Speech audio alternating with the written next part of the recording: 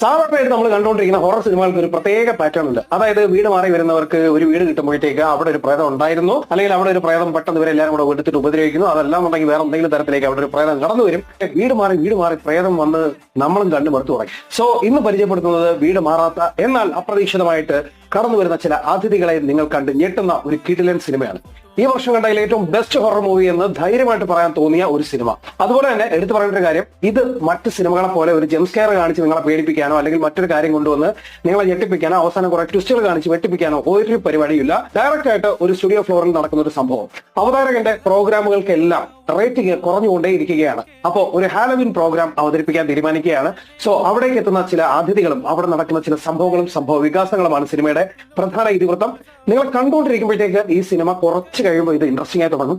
പിന്നെ ഈ സിനിമയുടെ ക്ലൈമാക്സ് കാണുമ്പോൾ നിങ്ങളുടെ കിളി ചെറുതായിട്ടൊന്നും പറഞ്ഞില്ലെങ്കിൽ അതിശയിക്കാനൊന്നുമില്ല. അപ്പോൾ സിനിമയുടെ പേര് ലേറ്റ് നൈറ്റ് വിത്ത് ഡെവിൾ എന്നാണ്. അപ്പോൾ മൂവി കണ്ട